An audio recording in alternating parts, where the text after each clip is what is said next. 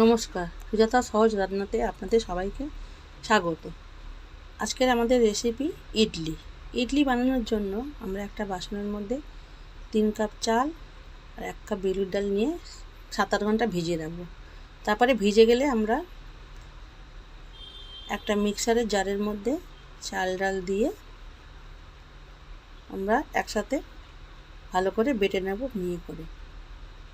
তারপরে এটাকে একটা বাসনের মধ্যে এয়ারটাইট কন্টেনারে ঢেকে রেখে দেব। 7-8 ঘন্টা রাখার পর, এমন জায়গায় ফ্রিজে রাখবেন না, 7-8 ঘন্টা রাখার পর দেখবেন ব্যাটারটা কি সুন্দর ফুলে গেছে। এই দেখুন ব্যাটারটা কি সুন্দর ফুলে গেছে। ফ্রিজে রাখলে কিন্তু এটা ফুলবে না। এটাকে কোনো নর্মাল টেম্পারেচারে ঘরে রেখে দেবেন।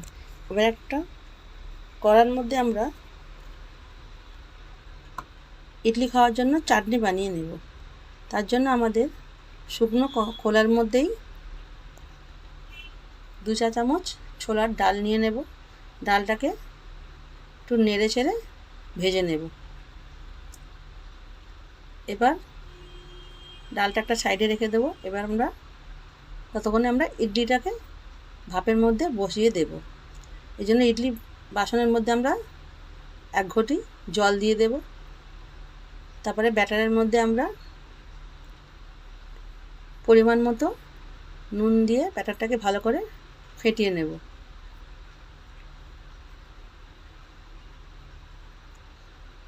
দেখুন ব্যাটারটা ভালো করে ফাটানো হয়ে গেছে। এবার ইডলি মোল্ডগুলোর মধ্যে আমরা তেল গ্রিস করে দেব, যাতে ইডলিগুলো গায়ে তোলার সময় লেগে না যায়। এবার এই মোল্ডের মধ্যে আমরা ইডলি ব্যাটারটা অল্প অল্প করে দিয়ে দেব। পুরো উপচুপু ভরে দেবেন না, কারণ ইডলিগুলো ফুলবে। একটু কম করে ব্যাটারগুলো ইডলি মোল্ডের মধ্যে দেবেন। এইভাবে আমরা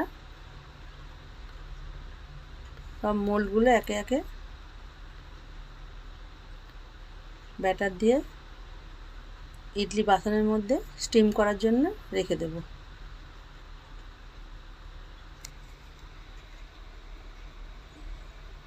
দশ 15 মিনিট এইভাবে স্টিম হওয়ার জন্য রেখে দিতে হবে। যতক্ষণ ইডলিটা হচ্ছে ততক্ষণ আমরা এর জন্য চাটনি বানিয়ে নেব। যে ডালটা আমরা ভেজে রেখেছি সেই ডালটা, নারকোল, কাঁচা লঙ্কা, কারি পাতা একসাথে মিক্সারের মধ্যে বেটে নেব।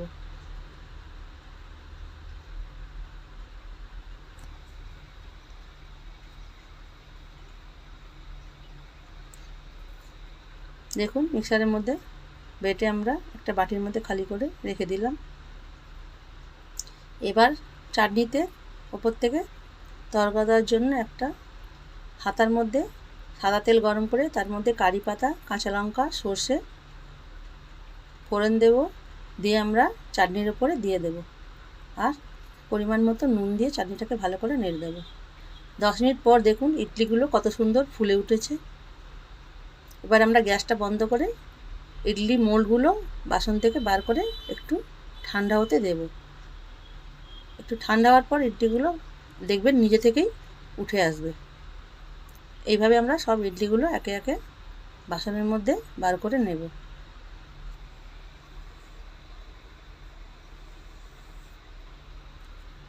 দেখুন কত সুন্দর ইডলিগুলো সব ফুলেছে। এটাকে আপনি চাটনির সাথে পরিবেশন করুন। সকালের টিফিনের জন্য এটা খুবই একটা হেলদি খাবার।